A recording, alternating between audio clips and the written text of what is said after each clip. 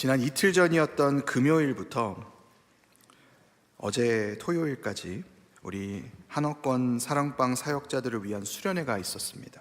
저기 북쪽으로 한 1시간 정도 떨어진 샌디코브 수련회장에서 거의 약 100명 가까이 되는 우리 사랑방장님들, 또 부사랑방장님들, 또 교구장님들, 각 교구와 사랑방의 그 자리마다 베델교회에 보내주신 여러 영혼들을 섬기는 리더들이 한자리에 모여서 함께 예배를 드리고, 또 리더십에 대해서, 사랑방 운영에 대해서 귀한 배움을 얻고, 또 하나님 지으신 그 아름다운 자연 안에서 서로 즐겁게 교제하는 참 뜻깊은 시간을 가지고 돌아왔습니다.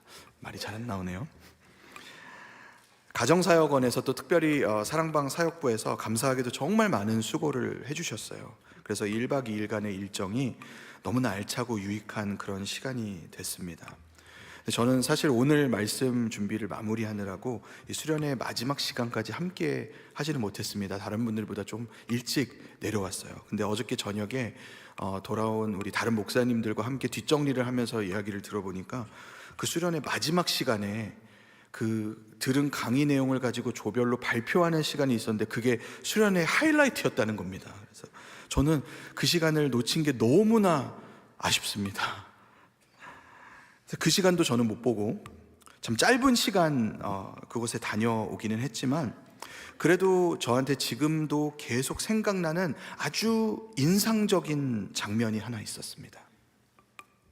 그건 다름이 아니고요, 그 수련회의 자리에 참석한 우리 리더들이 그 시간을 보내면서 마치 다시 생기를 얻는 것 같은 그런 모습을 제가 보게 된 순간들이었어요. 이 자리에 혹시 그 수련회에 함께 다녀오신 분들은 분명 저의 이 말에 공감하실 거라고 생각합니다. 한 자리에서 함께 찬양을 부르면서 서로 축복하고, 또 사랑방 식구들의 영혼을 위해서 하나님께 간절히 매달리면서 기도하고, 목사님들께서 정말 열심히 준비해 주신 그 강의들을 들으면서 또 그 내용을 최선을 다해서 소화해내면서, 또 주님 주신 나의 이 소명을 붙잡고 다시 한번 새롭게 결단의 고백을 드리면서 막 이분들이 점점 살아나는 겁니다. 그 마음들이 새로워지고 회복이 일어나는 게 옆에 있는 저에게까지 느껴졌습니다. 금요일 저녁에 제가 그곳에 계신 분들과는 나누었지만은요, 이 수련회를 준비하면서 제가 그런 기도를 하나님 앞에 드렸어요. 하나님, 이 수련회가 이 자리에 참석하는 한 분 한 분 모두에게 꼭 필요했던 자리가 되게 해주십시오. 또 우리 중 누군가에게는 이 시간이 그 삶이 변화되는 시간이 되게 해주십시오. 여러분, 저는 분명 하나님께서 그 시간을 그렇게 사용하셨다고 확신합니다. 우리 리더들의 마음속에 하나님께서 새롭게 일으키시는 놀라운 일들이 분명히 있다고 저는 믿어요. 그리고 제가 그 수련회장에서 그렇게 정말 막 살아나는 것 같은 그 많은 분들의 모습을 보면서요, 새삼스럽게 또 이런 생각을 하게 됐습니다. 영적 공급을 받는다는 것이 우리에게 이렇게 큰 유익을 주는 것이로구나. 마치 죽어가던, 또 죽어있던, 아니면 적어도 잠들어 있던 우리의 영혼을 살아나게 하고 새 힘을 얻어서 생기를 얻어서 새롭게 일어나게 하는 그런 놀라운 유익이 있구나. 그런 생각을 하면서 제가 또 한 번 우리가 힘써서 이 영적인 공급을 사모해야겠다, 그런 깨달음을 얻게 됐습니다. 조금 더 정확하게 말씀드리면요, 그 영적 공급을 물론 우리가 마음으로 사모하는 것이 가장 우선이겠지만, 마음으로만 사모하고 거기서 멈추는 것이 아니라 하나님 주시는 영적 공급의 그 통로가 되는 자리들이 있잖아요, 여러분. 근데 그 하나님 일하시는, 그 하나님 하시는 일의 통로가 되는 자리에다가 나를 데려다 두는 것입니다. 어떤 마음으로요? 사모하는 마음으로. 나를 새롭게 하시는 하나님, 나를 살아나게 하시는 하나님, 나를 성장케 하시고 나를 성숙시켜 주시는 하나님, 그분을 사모하면서 그 하나님의 일하심이 있는 그 자리에 내가 거기 서서 기다리기 원한다는 거죠. 자, 앞서 교회 소식을 전하면서도 여러분께 이미 말씀드렸지만요, 오늘을 시작으로 3월 마지막 주일까지 앞으로 2달 동안 우리가 영적 성장과 성숙이라는 주제로 주일마다 말씀 묵상을 하게 됩니다. 여러분, 지난 1월 첫 번째 주 신년 주일에 올해 표어 본문인 에베소서 4장 15절 16절 설교를 들으시면서 올해는 우리 베델교회 성도 모두가 한 분도 빠짐없이 111 운동을 실천하자, 이런 말씀 들으셨던 거 여러분 기억나시나요? 아무도 기억 안 나시나요? 네, 괜찮습니다. 제가 리마인드 해드리겠습니다. 111 운동 뭐였습니까? 1. 하나의 양육. 적어도 한 가지 양육 훈련에 동참하거나 한 명의 지체를 양육하는 것입니다. 또 그 다음 1. 하나의 돌봄. 육체적으로 영적으로 도움이 필요한 이웃을 위해서 기도하며 돌보는 것. 또 마지막 1. 하나의 참여. 교회 안에 있는 여러 봉사의 자리들, 사역의 자리들이 적어도 한 군데에는 내가 몸을 담고 동참하는 거. 이 111 운동 이제 기억나시죠, 여러분? 근데 여러분, 이 말씀을 들으시고 이제 한 달이 지났는데 어떻게 각자 이 111 운동을 잘 실천하고 계십니까? 기억도 안 나는데 어떻게 실천하고 계시겠어요? 혹시 아직 이 111 중에 좀 망설여지거나 미루어지고 있는 영역이 있으시다면 그거는 어떤 부분입니까?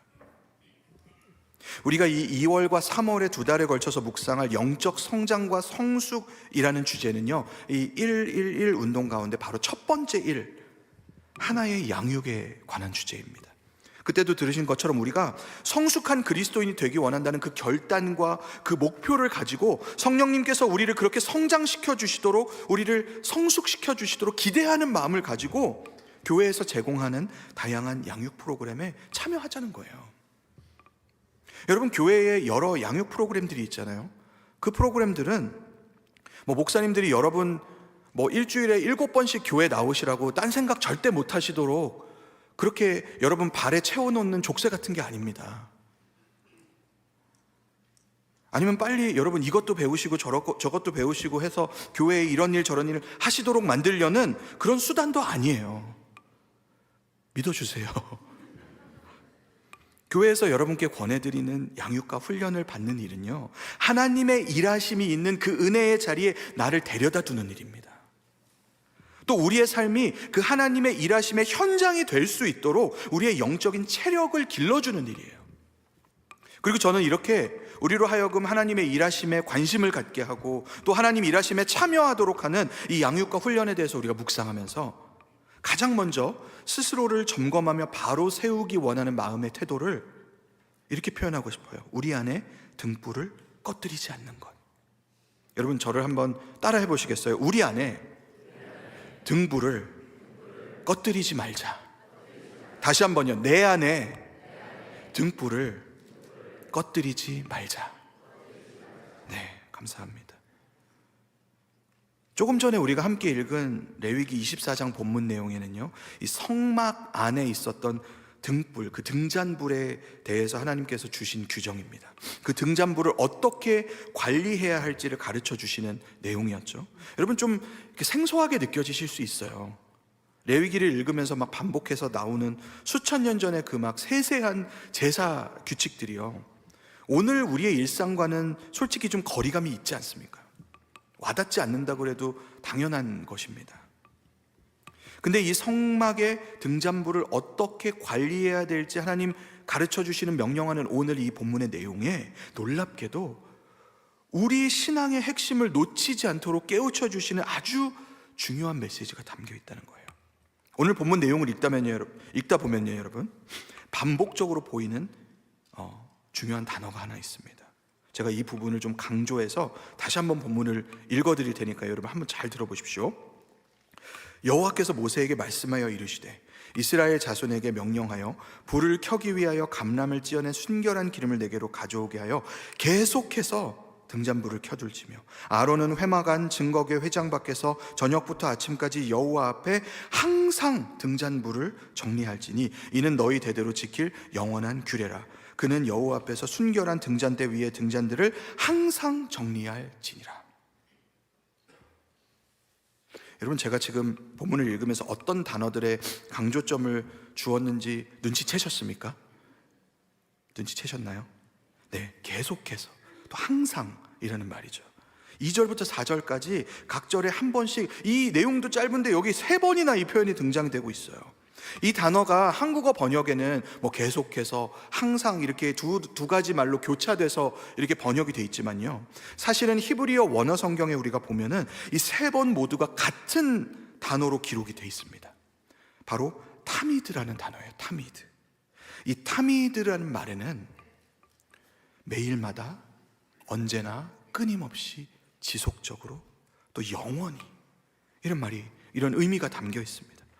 그래서 민수기 28장, 민수기 28장이죠. 민수기 28장에 보면 이스라엘 백성이 매일마다 하나님께 드려야 할 번제, 그 상번제라는 것에 대해서 말씀하고 있는데, 거기 나오는 이 상번제라는 말이 올라 타미드예요.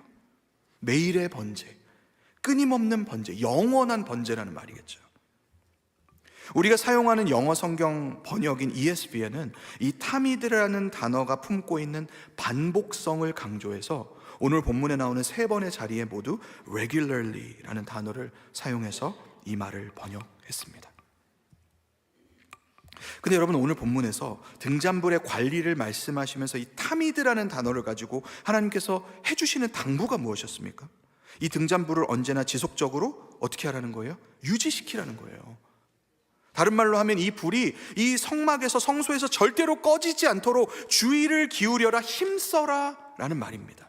감람을 찌어낸 순결한 기름을 가져와서 또 저녁부터 아침까지 뭡니까? 밤새도록이에요. 그 불을 유지하기 위해서 매일마다 이런 많은 수고를 해야 함을 지금 말씀하고 있는 것입니다.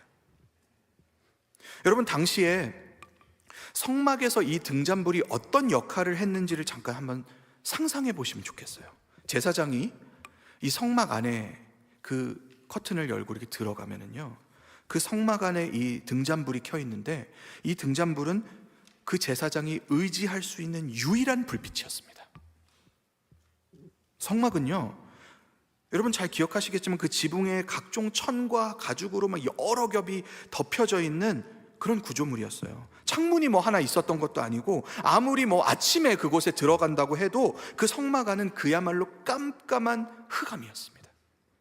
그 흑암 가운데 항상 꺼지지 않고 켜져 있는 이 등잔불은 제사장이 하나님 앞에 모든 그 예배의 책무를 이행하면서 의지할 수 있는 유일한 불빛이었던 거예요. 여러분, 이 사실을 생각하면서 이 등잔불이 오늘 우리에게 주는 영적인 의미를 또 한번 떠올려 보시면 좋겠어요. 성막은 하나님과 이스라엘 백성이 만나는 자리지 않았습니까? 하나님이 함께 하시는 임재를 상징하는 게 성막이었습니다. 그리고 그 하나님과의 만남 가운데 의지할 수 있는 유일한 빛이었던 이 등잔불, 이것이 오늘 우리에게 무엇이냐면요, 곧 성령의 조명하심입니다. 여러분, 우리가 하나님을 만날 때 유일하게 우리가 의지해야 될 빛은 성령 하나님이신 줄 믿습니다. 그분이 없이는 흑암뿐인 우리의 존재를 성령님 비추어 주시고, 우리로 하나님의 임재를 깨닫도록 해주시는 그분이 바로 성령님이세요. 고린도전서 12장 3절에 보면은 그 하반부에 우리가 너무나 잘 아는 말씀이 나와 있지 않습니까? 우리 성령으로 아니하고는 누구든지 예수를 주시라 할 수 없느니라. 우리 안에 내주하시는 이 성령님, 우리로 그 하나님의 임재를 깨닫도록 도와주시는 성령님, 예수 그리스도가 우리의 삶의 주인이시라는 그 진리를 일깨워 주시는 성령님, 또한 우리 삶을 향한 하나님의 그 선하신 계획을 이루어 주시는 성령님, 그 성령님은 우리에게 흑암을 뚫는 불빛이 되어주시는 분입니다. 근데 여러분, 오늘 본문이 강조하는 아까 타미드, 이 타미드는요, 이 성령의 조명하심을 마치 우리가 뭐 화장실 불을 막 껐다가 켰다가 하는 것처럼 그렇게 내가 필요할 때만 그때그때 그 성령의 조명하심을 작동시키면서 통제할 수 있다, 그런 말이 아닙니다. 성령님은 하나님이세요. 타미드는 성령을 작동시켜라, 성령의 스위치를 켜라, 이런 말이 아니라 성령께서 일하시는 것과 같은 방향으로 나의 삶을 계속해서 돌려놓으라는 그런 말입니다. 여러분, 이해가 되시죠? 하나님께서 이 본문에 항상 지속적으로 그 성령의 불빛이 약해지지 않고 끊어지지 않도록 힘쓰고 주의를 기울이라고 3번이나 반복하신 의미는요, 우리가 각자 스스로를 그 은혜의 자리에 계속해서 데려다 놓으라는 거예요. 그렇게 하나님 우리를 초대하시는 겁니다. 서두에 말씀드린 양육과 훈련의 자리, 그 은혜의 자리, 그 자체가 성령님의 역사를 대신할 수 없습니다. 그 자리에 가면은 자동적으로 막 나에게 주어지는 신비로운 어떤 영적인 공급이, 그런 유익이 있는 게 아니라는 거예요. 여러분, 그렇게 혹시 오해하시면 안 됩니다. 그렇지만 그 자리들은 무엇이냐? 하나님께서 거듭해서 그 자리들을 통해서 많은 이들의 삶의 증거가 있잖아요. 그 삶의 증거들을 통해 우리에게 보여주시는 겁니다. 뭘?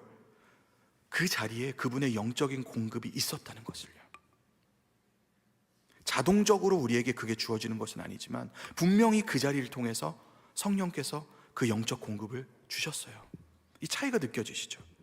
그 자리 자체가 하나님의 일하심을 대신할 수는 없지만 우리가 우리 스스로를 그 자리에 타미드, 지속적으로 계속해서 데려다 놓으면서 또 한 번 하나님의 그 일하심이 있기를, 나를 깨닫게 하시는 성령님의 조명하심이 있기를, 나를 도와주시고 나에게 힘을 주시고 나를 새롭게 하시는 그 영적인 공급이 있기를 간절히 사모하라는 말씀이에요. 여러분, 이 타미드를 놓치게 될 때 우리가 어떻게 되는지 아십니까? 우리가 주변에서 많이 보듯이요, 신앙이 무너지는 가장 일반적인 원인은 어떤 하루아침에 특별한 큰 사건을 만나서가 아닙니다.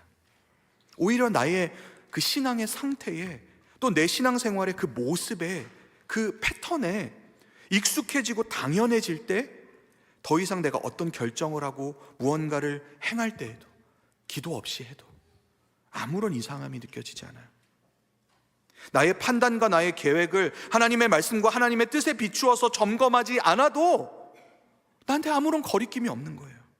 근데 바로 그때가 어느새 나도 모르게 하나님을 향한 내 사랑과 열정이 식어버리고, 내가 받았던 구원에 대한 그 기쁨은 온데간데 없고, 나를 통해서 하나님 이루기 원하시는 그 일이, 하나님 오늘 나에게 맡기셨다는 그 일이 뭔지, 그게 무엇인지 관심조차 없어지는 바로 그때가 있다는 것입니다.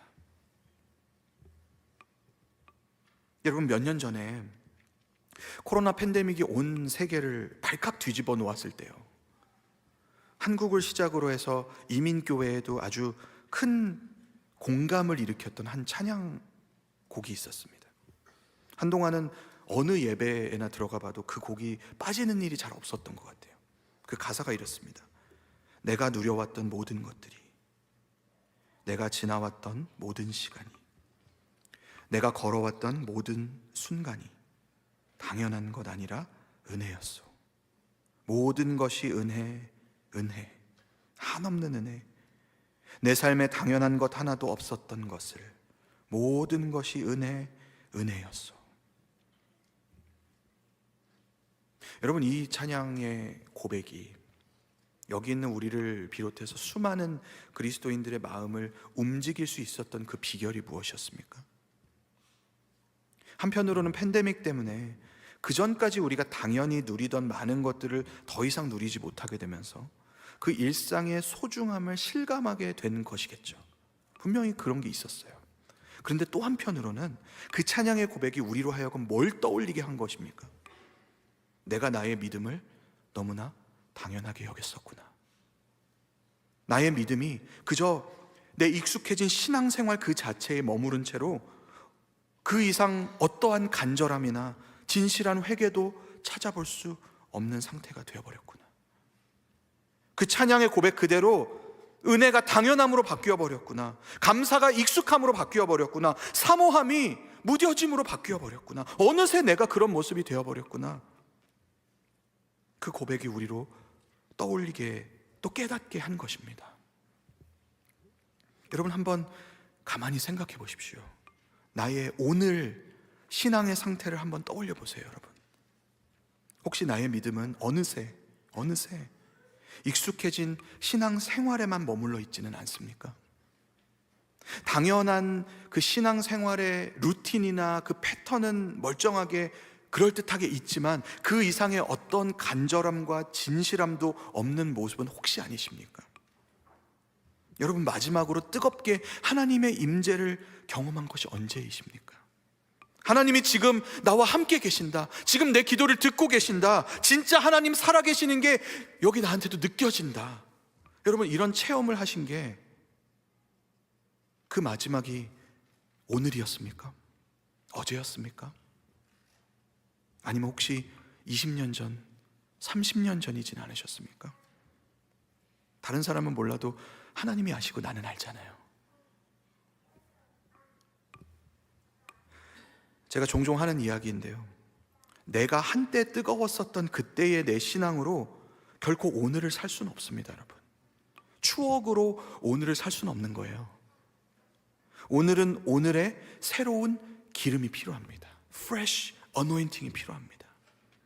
내가 왕년에 성령 체험하고 막 홍수와 같이 회개가 막 터져 나오고 몇 시간씩 한 자리를 떠나지 않고 기도해도 하나도 지루하지 않고 하나도 힘들지 않았을 때에 말씀이 막 그 내 귀에 들릴 때마다 막 가슴이 두근두근거리고 찬송을 부를 때마다 막 눈물이 왈칵왈칵 쏟아지고 이 복음에 대한 그 환희가 내 가슴 속에 막 너무 가득 차서 누구라도 막 붙잡고 이야기하지 않고는 도저히 견딜 수가 없었을 때, 여러분, 우리 삶에 언젠가 그런 신앙의 전성기가 있었다면은 그때의 추억은 물론 오늘 우리에게 아름다운 간증거리가 될 수 있습니다. 그러나 그때의 어떤 이 영적 경력을 가지고 우리가 오늘을 버틸 수는 없는 것입니다.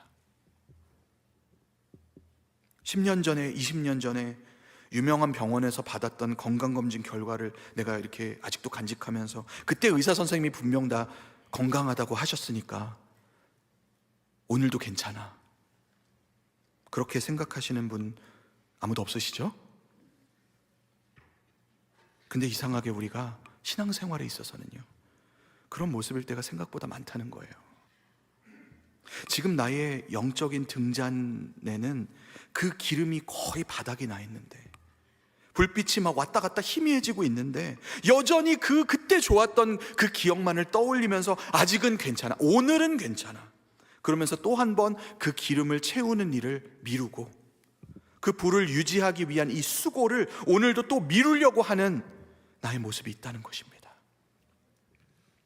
사랑하는 여러분, 그런 우리에게 오늘 이 타미드의 회복이 필요합니다. 타미드. 우리 영혼의 등잔대에 기름이 바닥나지 않도록, 그래서 성령이 조명하시는 그 불이 꺼지지 않도록 다시 우리가 힘써야 할 줄 믿습니다. 이 말씀은 하나님 우리를 살려주시기 위해서 주시는 권면이에요. 근데 여러분, 혹여 이 말씀을 이렇게 적용하시면서 와, 하나님 나에게 그분을 향한 또 그 사랑과 열정을 더 좀 내라고 이렇게 채찍질 하시는 것처럼, 나를 막 종용하시는 것처럼, 부담감을 막 팍팍 주시면서 나를 이렇게 위축되게 하시는 것처럼 그렇게 오해하시지 않기 바랍니다. 그런 단순한 열심을 내는 게 우리에게 큰 효과를 가져올 수 없다는 것을 나보다 하나님이 더 잘 아십니다. 우리에게는 그 열심을 지켜나갈 수 있는 힘이 부족하다는 것을 그분이 더 잘 아세요. 우리의 마음은 마치 바람에 흔들리는 이 불꽃처럼 상황에 따라서, 환경에 따라서, 내 앞에 일어나는 뜻밖의 일에 따라서, 또 거기에 따라오는 나의 흔들리는 감정에 따라서 요동이 치고 오르락 내리락 하는 것을 내가 몰라도 하나님은 더 잘 아십니다. 하나님께서 우리를 과대평가하시면서 네가 이 정도 열심은 좀 내야지, 그렇게 다그치시는 게 아니라는 거예요. 오히려 이 타미드의 권면을 통해서 하나님 우리에게 이런 말씀을 하시는 겁니다. 너 혼자 버티려고 하지 마라. 네 감정만 의지하려고 하지 마라. 네 기억만 그렇게 붙들려고 하지 마라. 내가 공급하겠다. 그저 너는 내 앞에 계속 머물러 있기만 해라. 여러분, 교회에서 여러분을 위해서 양육과 훈련 과정들을 준비하고 여러분께 권해드릴 때는요, 바로 여러분이 하나님 앞에 그렇게 머물려고 하는 마음을 지키도록 도우려는 겁니다. 교회가 오늘 주보에도 소개해드린 양육 과정들이 있었죠. 3토 훈련도 있었고 1대1 동반자 과정도 있었고요. 또 이 밖에도 오늘도 계속해서 진행되고 있는 성경 통독도 있습니다. 여러분, 어제까지 딱 그 본문이 창세기 출애굽기까지 끝났어요. 오늘 공교롭게 설교 본문이 레위기인데 오늘부터 여러분 레위기 시작하시면 됩니다. 또 이 밖에도 여러 교회의 양육 훈련 과정들이 있죠. 이 과정들 모두가 한 가지 동일한 기도 제목과 목적을 가지고 운영되고 있어요. 그게 뭐냐고요? 바로 우리 베델교회 모든 형제 자매들이 그 하나님의 임재 앞에, 하나님 앞에 그분의 일하심이 있는 그 자리에 머물면서 그 하나님의 은혜를 사모하게 해주십시오. 그 기도 제목을 갖고 운영하는 겁니다. 여러분 중에는 과거에 내가 그거 다 해봤는데 별 달라지는 거 없더라, 분명히 그렇게 말씀하시는 분도 계실 거고요. 어떤 분은 그 어렵고 긴 과정을 내가 끝까지 잘 이렇게 따라갈 자신이 없어요, 그렇게 생각하는 분도 분명 계실 거예요. 그러나 여러분, 그런 이유들 때문에 여러분이 하나님의 일하심이 있는 자리에 나아가는 것을 미루고 지체하지 않으시기 바랍니다. 오늘 내가 그 자리에 나아가겠다고 그렇게 결단하고 딱 단 하나라도 그 양육 훈련 과정에 여러분 동참하시기 바라요. 111 운동의 첫 번째 일, 하나의 양육, 거기에 여러분 오늘 모두 체크마크를 하실 수 있기 바랍니다. 여러 과정들 중에 뭘 하셔도 좋습니다. 중요한 것은 그 하나님 앞에 머물러 있는 삶을 내가 다시 시작하는 것입니다. 제가 참 사랑하는 성경의 한 구절 말씀만 읽고 말씀을 마무리하려고 합니다. 예레미야 예가 3장 22절과 23절의 말씀인데요, 화면에 보시는 이 구절, 두 절인데 여러분 우리 한 목소리로 한번 읽어볼까요? 시작. 여호와의 인자와 긍휼이 무궁하시며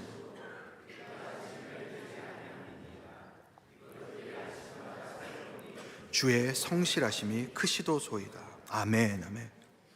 여러분, 얼마나 놀라운 말씀입니까? 예루살렘이 바벨론에 함락되는 그 모습을 보면서 슬퍼하고 눈물을 흘리던 그 예레미야, 그가 그런 정말 극한 상황에도 불구하고 여전히 어떤 고백을 하는 거예요? 여호와의 인자가, 여호와의 긍휼이 무궁하시기 때문에 우리가 진멸되지 않을 것입니다. 여호와의 그 인자와 긍휼이 아침마다 새롭습니다. 여호와의 성실하심이 너무나 크십니다. 그 성실하심, 그 인자, 그 긍휼이 하나님 우리에게 소망이 됩니다. 그런 고백을 하는 겁니다. 사랑하는 여러분, 우리가 다시 한번 하나님의 은혜를 구하고 그분의 일하심을 구할 수 있는 것은 그분의 인자와 긍휼이 오늘 아침에도 새로웠던 것처럼 내일 아침에도 새로울 것을 우리가 신뢰하기 때문입니다. 우리에게 정말 뜨겁고 아름다웠던 그 하나님의 은혜를 경험한 지난날의 그 추억이 있을지라도 신실하신 하나님은 그게 우리에게 마지막 은혜의 기억이 되지는 않게 하실 것입니다. 우리에게 내일 또 그보다도 더 좋은, 더 아름답고 더 놀라운 그 새로운 은혜를 하나님 부어주실 줄 믿습니다. 사랑하는 여러분, 그 하나님의 신실하심에 여러분의 소망을 두세요. 그리고 나의 영혼의 등잔불에 오늘도 기름을 채우며 오늘도 그 하나님의 임재와 그분의 새로운 일하심을 기다리는 믿음 되시기를 축원합니다. 오늘 작은 한 가지라도 결단하기 바랍니다. 우리가 타미드의 이 한 걸음을 믿음으로 떼는 오늘이 될 수 있기를 다시 한번 주의 이름으로 간절히 축원합니다. 아멘. 우리 기도하겠습니다.